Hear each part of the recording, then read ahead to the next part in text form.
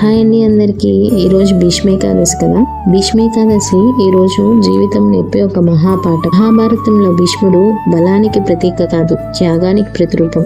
అహంకారానికి కాదు, ధర్మానికి నిలువెత్తు సాక్ష్యం. భీష్ముడు తన జీవితం అంతా ఒకే మాట కట్టుబడినిచ్చాడు, అదే ప్రమాణం. తన సుఖం కంటే సమాజ ధర్మం ముఖ్యమని భావించాడు. జీవితం మొత్తాన్ని త్యాగం చేశాడు. రాజ్యం వద్దన్నాడు, సుఖం వదిలాడు, కానీ ప్రమాణం మాత్రం విడిచిపెట్టలేదు. యుద్ధంలో ఆయన పాండవుల చేతిలో పడ్డాడు. శరీరం శరాల మధ్య నలిగిపోయింది, కానీ మనసు మాత్రం కదలలేదు. భీష్ముడు ఓడిపోయింది యుద్ధంలో, జీవితంలో కాదు. శరజయ్యపై పడి ఉన్న ఆయన చూపు బాధపై కాదు, ధర్మంపై. సూర్యుడు ఉత్తరాయణంలో ప్రవేశించే వేళ మాఘశుక్ల ఏకాదశి రోజున శ్రీకృష్ణుడు స్వయంగా భీష్ముడి దగ్గరికి వచ్చాడు. ఆ క్షణంలో భీష్ముడు కళ్ళ నిండా శ్రీకృష్ణుడు దర్శనం చేసుకుని మనసు నిండా ధర్మాన్ని తలుచుకొని ఈ భీష్మేకాదశి నాడు మోక్షాన్ని పొందాడు. అక్కడే మహాభారతం ఒక గొప్ప సత్యం చెప్తుంది. ధర్మం అంటే మాటలు కాదు, ధర్మం అంటే నిలబడడం.